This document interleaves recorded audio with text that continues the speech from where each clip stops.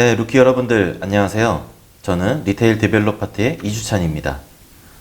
오늘은 여러분들께 나이키의 히스토리에 대해서 설명을 드리려고 합니다. 먼저 들어가기 앞서서 간단한 개요를 설명을 드리겠습니다. 1964년 두 명의 인물이 만나 힘찬 악수와 함께 블루리본 스포츠라는 회사를 만들게 됩니다. 당시 스포츠 업계는 대체로 유럽 쪽의 비싼 브랜드 제품이 시장을 점유를 하고 있었고, 운동선수를 위한 이 두 명의 인물이 값싸고 질 좋은 상품을 제공하기 위해 그들만의 브랜드를 갖게 됩니다. 오늘날 스포츠 넘버원인 나이키가 그렇게 탄생이 되게 되었습니다. 그러면 학습 목표를 한번 볼까요? 나이키의 탄생을 이끈 인물들을 먼저 볼 거고요.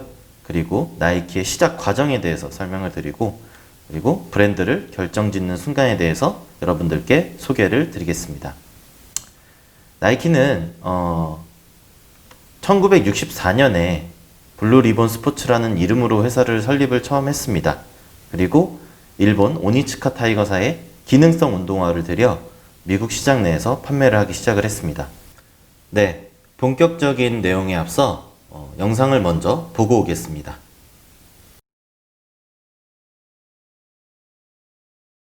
To this point, it's probably the biggest handshake of my life. Bill Bowerman is a unique human being, period, the end. That you don't meet people like him. As I remember, it was maybe an hour and a half lunch because we hadn't seen each other for a year or two. And he was very impressed with the samples, and he says, get as wide a distribution as you can. And he said, why don't you let your old coach in on this? And I says, what do you have in mind? And he says, how about you have 51 and I have 49? And then I said, well, you got to put up half the money then. And he said, I will. So there again, first he wants in. Two, he's willing, he's not a wealthy man by any means. I mean, he's a college professor, basically. My training at Stanford Business School would say, don't give away half the company. And the flip side of it, this is Bill Bowerman, and he's given me the ultimate endorsement. And as some shrinks have said later, part of the reason you do this company is so you can stay associated with Bowerman, who you admired so much. But all of those things were going through my head, but the overriding emotion was excitement, really a thrill, actually. I said, here we go, and this is going to be really great. When the lunch ended, we got up and we shook hands on the deal and parted.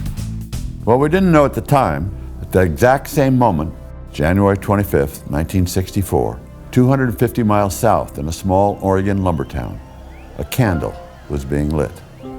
It was Steve Roland Prefontaine's 13th birthday.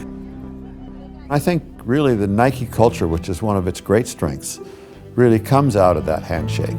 The positive emotion, the athletic field, the father-son, the commitment, the honesty, the trust, all those positive things that a handshake represents, I think really have filtered down to this day, 50 years later, where it still impacts us. And I hope so. I hope that's true, and I hope it's true 50 years from now.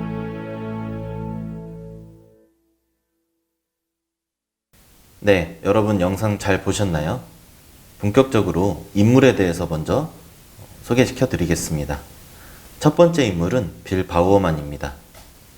1911년 2월 19일 미국 오리건주 북서부에 있는 포틀랜드에서 태어난 이 빌 바우어만은 1929년 오리건 대학에서 축구 선수로도 활동을 했습니다. 그 뒤 1934년 대학 졸업 후 고등학교 축구 코치로 활동하기도 했습니다. 1948년부터 1973년까지 오레건 대학에서 육상 코치로 본격적으로 활동하기 시작했습니다.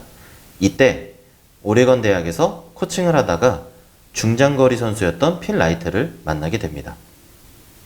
빌 바우어만은 코치, 혁신가, 스승이라는 타이틀도 가지고 있고 1970년에 아내가 와플을 만드는 모습을 보고 와플소를 개발을 했으며 최초로 코르테즈 신발에 적용을 하였습니다. 이후 인물 소개에서 나오는데 그 당시 미국에서 무려 7개 종목의 신기록을 가지고 있던 스티브 프리폰테인이라는 선수에게 후원하면서 이 신발을 신기게 됩니다.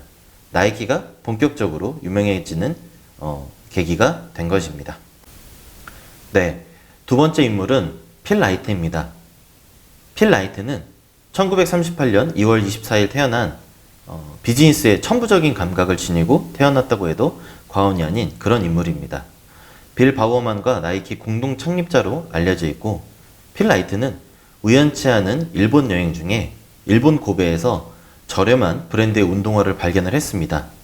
당시 미국에서는 유럽 태생의 신발이 미국 시장을 점유를 하고 있었고, 상대적으로 높은 가격의 운동화는 그 당시에 선수나 일반 사람들이 쉽게 사기는 어려웠습니다. 저렴한 가격과 질 좋은 제품을 만났던 필 라이트는 본격적으로 수입하여 판매를 하기 시작을 합니다. 이때 공동 창립자인 빌 바우어만과 사업을 제안을 하게 됩니다.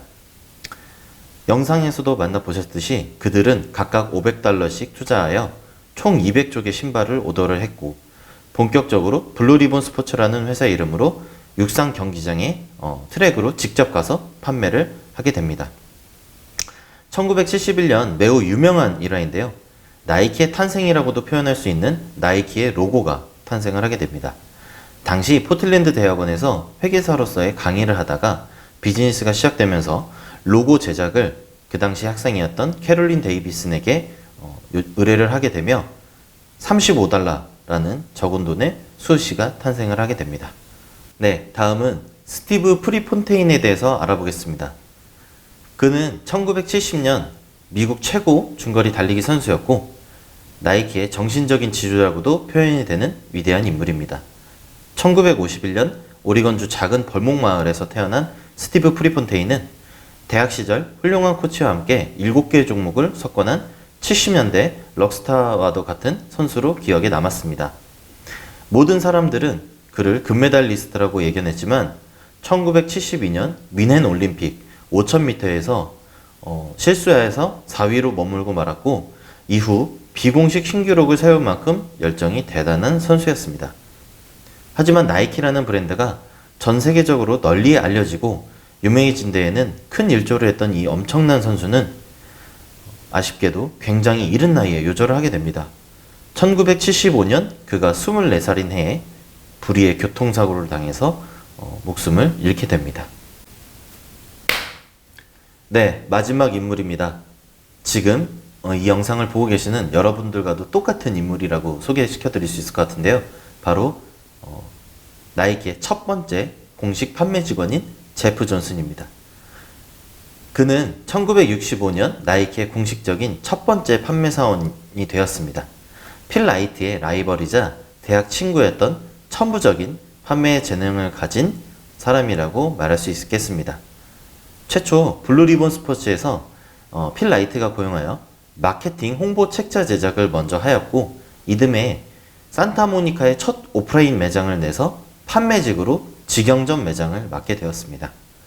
결정적으로 1971년 블루리본 스포츠의 모든 직원은 새로운 회사를 창립하는데 가장 중요한 이름을 짓게 되고, 나이키라는 브랜드명을 제안한 사람으로 기록이 되게 됩니다. 이 당시에 굉장히 재밌었던 일은 필 라이트는 디멘션 6라는 이름을 제안을 하게 됩니다. 물론 그 제안은 안 되게 되었습니다.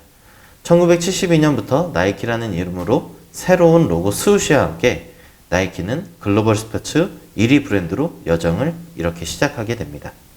네, 여러분들 나이키를 설립하는데 가장 큰 공을 세웠던 네 분의 중요한 인물을 만나보셨습니다. 이렇게 빌 바우어만, 필 라이트, 스티브 프리폰테인, 제프 존슨은 운동선수에게 필요한 것을 항상 우선으로 생각하는 방향으로 기업의 표준과 기조를 확립을 했습니다. 네 분 모두 열정이 하나로 합쳐져서 혁신을 추진하는 문화가 되었고요. 이는 오늘날에도 나이키의 혁신을 주도하는 힘을 발휘를 하고 있습니다. 나이키는 모든 기초는 선수를 돕기 위한 마음에서 시작이 되었고, 회사의 이념 또한 포괄적으로 몸을 가진 그 어떤 이에게도 해당되는 마인드로 브랜드가 성장해 나가고 있음을 알 수 있습니다. 굉장히 사소한 것에서부터 영감과 혁신을 얻는 나이키는 오늘날에도 끊임없이 운동선수를 돕기 위한 많은 도전을 하고 있습니다. 여러분들께서 너무나도 잘 아는 나이키의 로고 스우시입니다. 이 로고를 제작한 캐롤린 데이비슨 여사는 운동장의 트랙과 같은 형태, 그리고 휙 소리가 나는 것을 그림으로 표현을 했습니다. 나이키의 브랜드 가치는 현재 2020년 5월 기준으로 $320억, 하나로는 약 38조 원의 가치를 가지고 있습니다. 35달러에 제작된 이 로고는 전 세계 사람들이 가장 좋아하는 브랜드의 로고가 되었습니다. 또한 1980년대에 너무나도 유명한 광고 캠페인이 등장하게 되는데 바로 저스트 두 잇입니다.